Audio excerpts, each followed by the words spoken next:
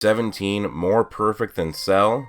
This question, while it seems like an obvious no at first glance, when delved into deeper, I think it's a bit more ambiguous and seems like in several ways that Android 17 is more perfect or better than even the likes of Jiro's perfect creation, Cell. Now, Cell was a super project by Jiro's supercomputer. He is the amalgamation of the cells of humans, Saiyans, Namekians, and even Frieza and his father.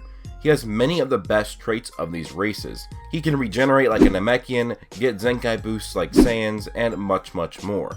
Cell starts off as imperfect and it must absorb people with his tail to get strong enough to absorb Jiro's other creations, Android 18 and Android 17, which would delve him further to completion. Now, once Cell does reach perfection, it looks like he essentially loses the use of his tail for absorption, or at least that's what it seems like. Cell becomes extremely powerful, becomes a solar system buster. But is he actually better than Android 17 in every single way?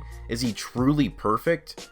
Not quite. There are actually several things that Android 17 does even better than the likes of Perfect Cell.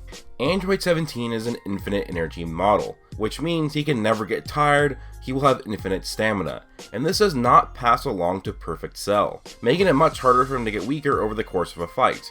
On the contrary, even though Perfect Cell absorbs 17, this infinite energy is not endowed onto him either. Cell can lose stamina in a fight, which means if both Cell and Android 17 were put on an even playing field when it came to power, 17 would likely eventually win out because the stamina would never drain. Now, infinite stamina is important, but it is not everything in a 1 versus 1 fight. But when it comes to a battle royale, like the Tournament of Power, where it is against multiple enemies at once, and over the course of a 48-minute fight, this infinite stamina would prove far more useful than Cell. Now, there is one thing with this: it is not perfect. Infinite stamina does not equal infinite endurance. For example, if I had infinite stamina and I could run forever and punch a punching bag for an eternity, but if I get shot in the leg by a handgun, something far more powerful than myself, I will not be able to run at the same speed. Or somebody much stronger than me punches me in the arm, I won't be able to use my arm as much. So if my arm is broken, I cannot punch at the same strength. This can be applied to 17, or if he gets hit by a strong enough punch, kick, or a ki blast, it would weaken him and potentially slow him down. So infinite stamina does not equal infinite endurance. Now on to the next point with Android 17 is his ability to make shields. These are very powerful shields that can even help protect against the likes of Jiren, and can be used to even save others and himself. 17 uses these shields throughout the Tournament of Power to help save other Universe 7 members. Not only are these used to save himself and others, they can actually be used quite tactically, like when Jiren is going to attack 17 and Frieza in episode 131, but 17 traps the both of them inside one of his shields, and it really messes up Jiren. Now yes, it messed up Android 17 as well, but one needs to also think that he could have used this even more tactically. Like if someone was preparing a ki blast for Android 17 to attack him with it, and then he puts up the shield around the user of that attack, so when they release it, it damages themselves alone and not even Android 17. Now of course there are limits to these shields. While it can protect against beings more powerful than 17, it will not last forever and it is not infinite. But still, these shields can be used quite multi-purposely and is something that Perfect Cell has not been shown to have. This gives another advantage to Android 17 in both Battle Royale tournament settings and even in 1 versus 1 fights. Now there is one more thing that shows Android 17 is in some ways more perfect than Cell. わしの長年の夢だった究極の人造人間が完成するぞ。究極の人造人間。そうだ。本来17号はあのセルをも上回る凄まじいパワーを持っておったはずなのだ。だが。From the direct words of Dr. Jiro himself, he exclaims that 17 is stronger than Perfect Cell, but he had to limit his power because he was unsubordinate and uncontrollable. Now of course, these are the words of Dr. Jiro from Dragon Ball GT, which is not technically canon, but this really could be true. It makes sense as to why they had to limit his power because he was uncontrollable. But also, this was done because 17 had reappeared as a villain once again in GT. Now this can be backed up by the potential shown by Android 17 in Dragon Ball Super, who in around 10 to 14 years time surpassed the power of even Super Saiyan Blue Goku, as shown in their sparring match during the recruitment saga and then his actual feats in the Tournament of Power itself. And just training by himself, he was able to go further beyond all of Jiro's expectations and attain the strength that rivals the gods.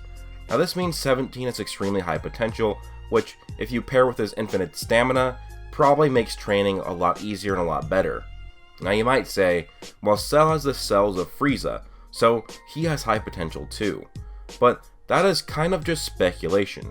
Just because he has the DNA of Frieza doesn't mean he will actually be 100% like that. Frieza is a prodigy among his race and had never trained before. Cell actually did some training before the Cell games and didn't get much stronger, and he is shown to have the abilities of the average races that he has taken the cells of. But that doesn't mean he will automatically have the same potential as Frieza. Maybe with the actual mashup of all the cells, it might make his potential worse than Frieza. And since Cell has unknown potential, and we actually have a grasp of 17's potential, 17 has a huge advantage over him.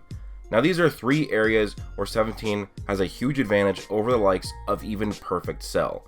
When it comes to a battle royale, 17 is someone that you would actually probably prefer to have on your side over Perfect Cell, even if Perfect Cell was the same strength as 17, which actually he is not. It's not even close. Meanwhile, in a 1 versus 1 battle, it seems as if it would be much closer. Are you going to pick 17, or are you going to pick Perfect Cell? It's kind of a tough one.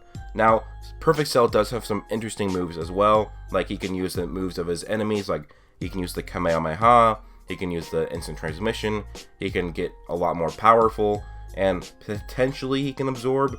We don't know, but his tail does retract, which makes sense because his tail is meant to achieve perfection. Now, I don't know if it would work after that. And also, he can make juniors of himself, which are really strong. But still, would you rather have him, or would you rather have 17? Let me know down below. Android 17 was the real MVP, the winner of the Tournament Power, and really showed his worth. Hopefully we get to see him again later on in the future of the Dragon Ball franchise, whether that be an ally or an adversary. Anyways guys, let me know what you think down below. Is Android 17 more perfect than you thought, or more perfect than Cell? Let me know, and please do leave a like if you enjoyed. So tell me your thoughts in the comments below. Subscribe if you are new, turn on notifications to receive more of my videos, join my Discord, and also follow me on Twitter. And thanks to all my Patreon supporters.